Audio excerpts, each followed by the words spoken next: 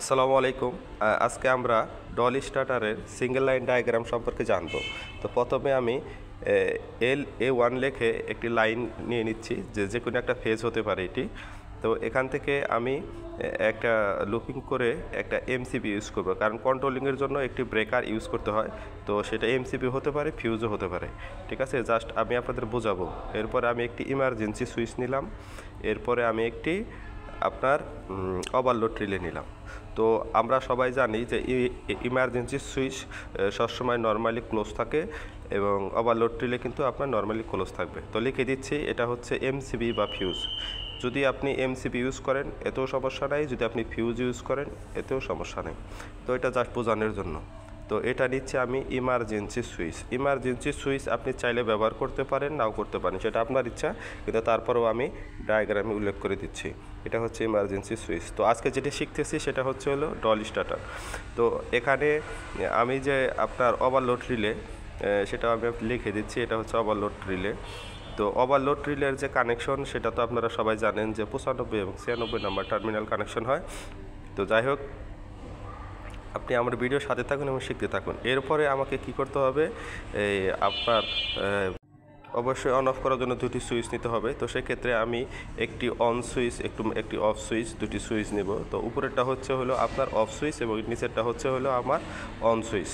তো এগুলি আসলেও কানেকশন ডায়াগ্রাম দেখে আপনি অবশ্যই করতে পারবেন। তারপরেও সিঙ্গেল লাইন ডায়াগ্রাম অনেকেই বোঝেন না, তাদের জন্যই করা। তো আমি লিখে দিই, এটা হচ্ছে অফ সুইচ আর নিচেরটা হচ্ছে হলো আমার অন সুইচ।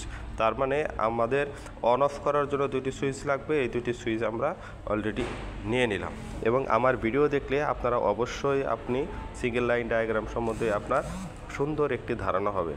ঠিক আছে, তো এরপরে আমরা কী নেব, এরপরে আমাদের কাজ হয়েছে হইলো ম্যাগনেটিক কন্ট্যাক্টটাকে অন করতে হবে। তো সেখানে আমার যে কয়েল আছে, তো ম্যাগনেটিক কন্ট্যাক্টের কয়েলটা নিলাম। ঠিক আছে, তো জাস্ট হচ্ছে এটা হচ্ছে ম্যাগনেটিক কন্ট্যাক্ট।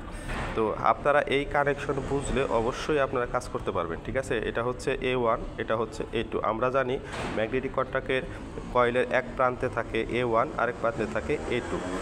ঠিক আছে, তো এটা MC লিখে দিলাম, ম্যাগনেটিক কন্ট্যাক্ট।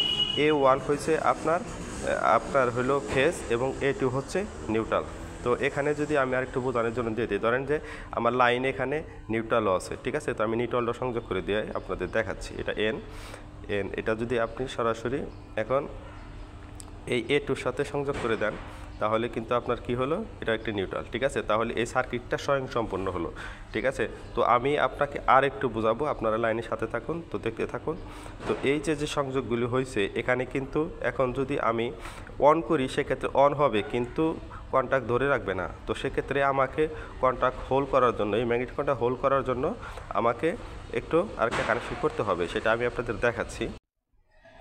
সেটা হচ্ছে আপনি এখান থেকে আপনি এটা কিন্তু আপনি খেয়াল রাখবেন, সেটা আমি আপনাদের ক্লিয়ারলি বোঝানোর জন্য বলতেছি যে ম্যাগনেটিক কন্ট্যাক্টের ভিতরে যে আপনার অক্সিলারি যে কন্ট্যাক্টটা, যেটা হলো আপনার NONC, এটা মূলত আমাকে ম্যাগনেটিক কন্ট্যাক্ট হোল্ড করার জন্য ব্যবহার করতে হবে। আর এই টার্মিনাল নাম্বার হচ্ছে আপনার 13 নম্বর এবং 14 নম্বর। ঠিক আছে, 13 এবং 14 নম্বর।